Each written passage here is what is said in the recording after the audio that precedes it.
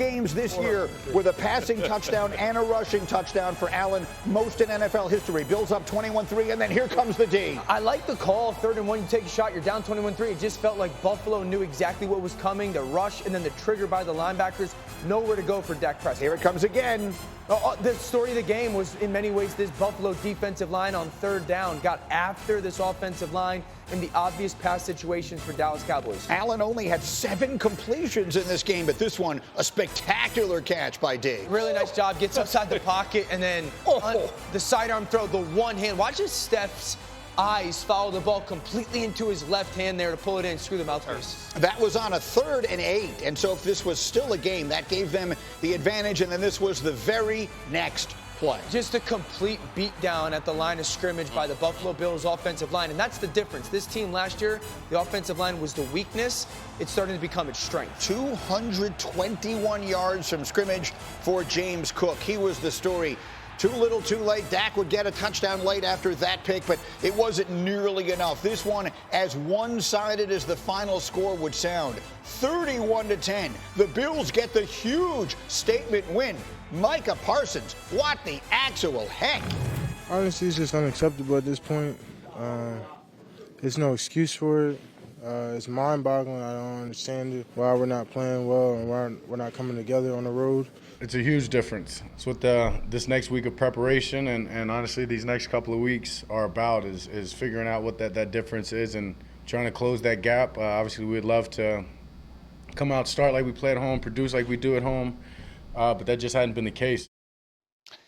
What he's referring to is the Cowboys fall to 3-4 on the road. Their 3 road wins have been against lower-level competition, and this one obviously one-sided. So, as I mentioned, we're not going to a commercial for a long time. Get comfortable. Let's start big picture, and then we'll go small. Let's play America's favorite game, Dominique. Bad game or bad sign for the Cowboys? It's a bad sign because you wanted to see them be able to fight back against that O-line and that D-line being overpowered. That's the thing that they're going to have to go up against when they play the 49ers. The 2 things they're going to have to face 49ers is going on the road and also playing against a team that offensive line wants to run the ball and smash you in the face. They just had it happen to them again against an opponent that we don't think is as good as the 49ers. So it's scary for them. And then on the other side of the ball, we had a similar looking situation where their O-line couldn't really hold up against a pass rush that's not as talented as the 49ers. The story of this loss, similar to the story of the San Francisco loss. They got out physical on both sides of the line, on both sides of the ball. But Rex, you were telling me before you picked Buffalo yesterday. Why? I picked them because I knew there'd be a letdown. And I don't disagree with what Dominique's talking about. They did get out physical. They got out coached. They got out everything. Yeah. But it's not surprising. And I'm going to tell you why. Look, they had to get 4 wins in a row, right? Mm-hmm. And then they match up, and they had this game circled against Philadelphia. All right? And understand, this game is played with humans and not robots, okay? Yes, and they accomplished that great game. They beat their division rival and all that. Man, I knew it. It reminded me so much of when we did the same thing in the playoffs in New England. We had put so much target on them, like we're going to go back. We got our butts kicked by them. We're going to go back and we're going to kick their butts and all that type of stuff. The next week, we're playing in the AFC Championship game, and we come out flat. How the hell is that possible? I have no idea. We had a great week of preparation, practice, everything else, and we came out flat. I knew it. It felt so similar to me. I knew it was going to happen. It was a hangover effect. That's what that game against Philly was like their Super Bowl, and it's hard to come back from that, even though there's 4 games left, including a huge one on the road. Absolutely. I took Buffalo because I think they're the better football team. A better football team. The Bills are better than the Cowboys. When the game started yesterday, the Cowboys' record was 3 games better than Dallas. Especially in Buffalo. This was an absolute no-show from the Cowboys, and embarrassing in many ways. They were out-coached, out-physicaled, out-effort, out-prepared. You saw why the number 1 seed was so obvious. Dan Quinn, great defensive coordinator. There's some questions to get answered. Yeah. It was a very clear plan by Buffalo. Buffalo was going to do 2 things. They were going to run right at number 14. That was a very clear plan, and they were not going to block Micah Parsons. That was the story of the game. This wasn't a Josh. Josh did absolutely nothing. This was Joe Brady, the play caller, going, hey, number 14, here it comes, all game. And Micah, you're not going to do anything. So watch, this is what we call hop the back. It starts on the left side of Josh. Okay, now number 14 is going to be away from the passing strength, okay? Now the passing strength's to the bottom of our screen. Right before the ball gets snapped, they're going to hop the back away, and they're not going to block Micah Parsons. They're going to all go towards number 14. He's undermanned and undersized. Hop the back. And then look, Micah doesn't get blocked. They put him in conflict. This is the San Francisco model. This is the Philly model. And I have a 120-pound advantage right now, offensive line-wise, my center blocking that linebacker. Now, if Dallas wants to play little, great. So Dan Quinn goes, well, we're going to go 5-man front. Awesome. We're still going to hop the back. We are still not going to block Micah Parsons. Micah's lining away from the back. Now we go right before the snap. James Cook hops. Micah doesn't get blocked. Look at the push. We have big bodies on little bodies all game long. Dan Quinn never adjusted. It's the same formation. Bunch to the bottom. Number 14 matches. This is in the second half, so Dan Quinn goes, oh, okay, this is what we're going to do. We're going to flip the linebackers once the back moves. Look at the linebackers flip. Ball gets snapped. These guys run basically themselves out of the play. Micah's completely unblocked again, and now James Cook has a massive cutback lane all game long. So they ran this 18 times. In the game. 18 times. 18 times they did that, where they hopped the back. Because here's the thing, and you guys know this. Defenses set and you guys correct me, they set their defense off really two things. Our passing strength, and then where the back is. They kept taking number 14 away from the passing strength and kept putting Micah away from the back. It was brilliant by Joe Brady. Say, okay, we'll set our formation right before the snap. We'll move the back. We're not going to block Micah Parsons. And they had a 120-pound advantage. Offensive lineman versus Bell. I'm hearing this, and it's fascinating to watch. You're a defensive player. They did not seem to make an adjustment, or if they did, it was not effective. The thing that we celebrated about the Cowboys last week is the thing that they're paying for now. Is last week we said that they were running similar things. They were keeping it simple for Dak. They were keeping it simple for their defense, and they're letting their guys go out there and make plays. The problem with that is if you don't have any wrinkles, you don't have any change-ups, when you then come out there, the defense did the same thing, where they were prepared for the seams that Dak was going to hit, the comebacks that he likes to hit. They were in those positions. They were mixing up the coverage post-snap. They were doing all those things, and on defense, the same sort of thing. They had a couple little wrinkles, like you mentioned. They moved to the 5-man front, but they didn't have anything special to take this away. Nothing. Given the fact that they're a team that we know is a little small up front, more of a pass rushing unit, they should have some stunts, some sort of front that they know that they can go into to stop the run. Buffalo ran the ball 49 times. Micah was involved in 6 of them. Involved in the tackle, you mean, or in making 6 the play? times. 6 out of 49. 6. So this is very clear. They're little in their front 7. I know Hakens didn't play, so that does factor in. They're little in their front 7.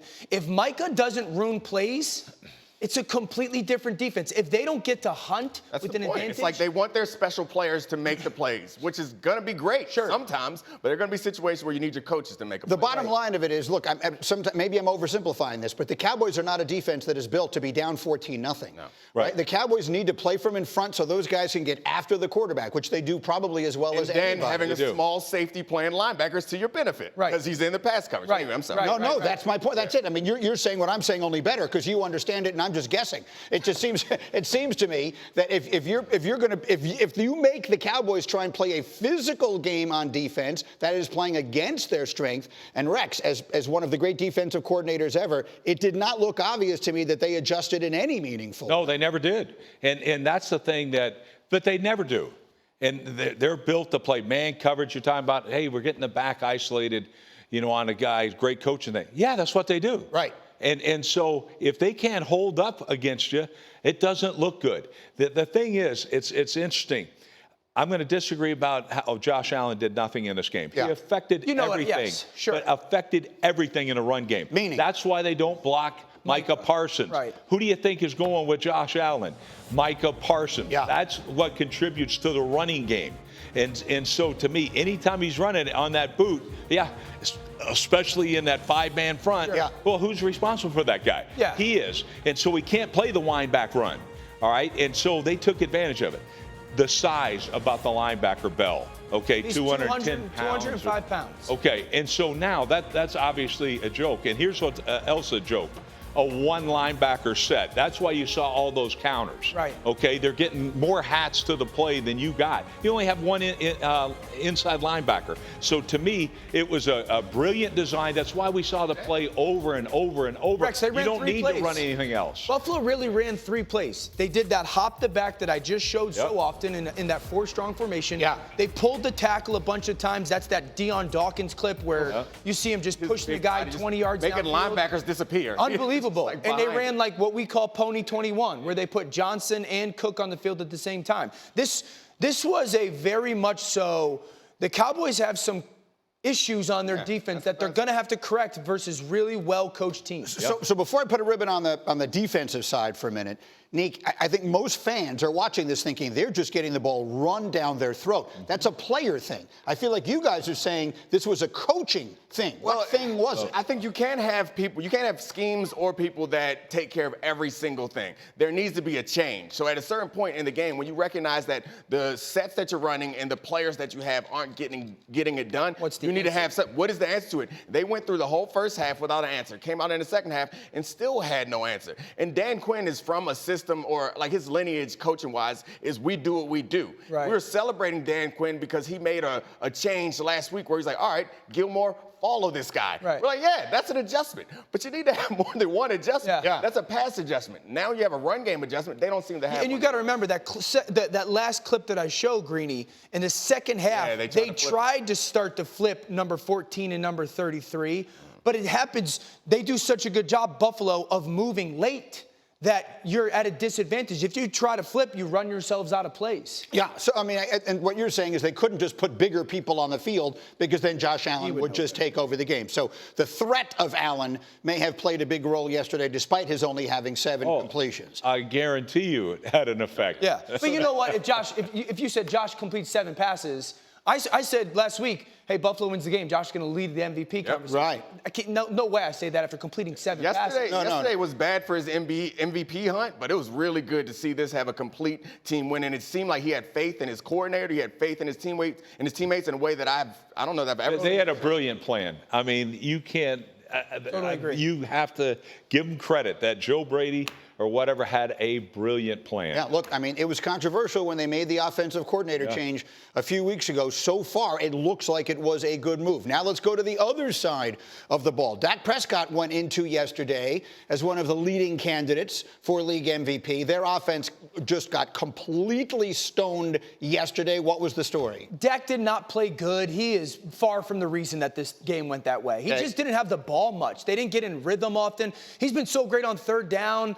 Third downs, they got beat up at the line of scrimmage. The late coverage, rotation, or disguise kind of took away some of their favorite stuff. I don't think he saw the field as cleanly as he has. He's got a hitch and then a stick route. This is something he has been awesome at. Late rotation, corner plays off of top. Dak, every time this year, has thrown that hitch route versus that soft corner. For some reason, he doesn't here. He hangs on to the tight end. That's get matched. That's 2nd and 10. Incomplete to the back leads to 3rd and 10. This is 2nd and 8. They bring a what we call fire zone blitz off the right. Defensive end drops off the left. So often Dak plays the numbers game and would throw this ball to the top of the screen to the tight end versus a dropping defensive end. He didn't yesterday. This would have been at least a 10-yard gain. Instead comes down, throws a 4-yard check down.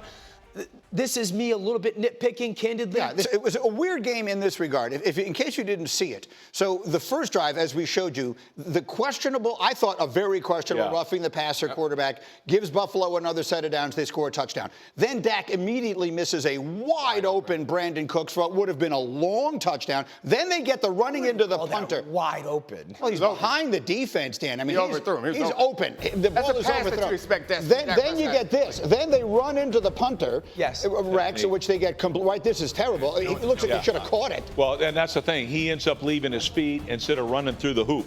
So what we say about running through the hoop, literally you put a hula hoop there and you teach how you go and attack the ball. Yeah. And you never leave your feet.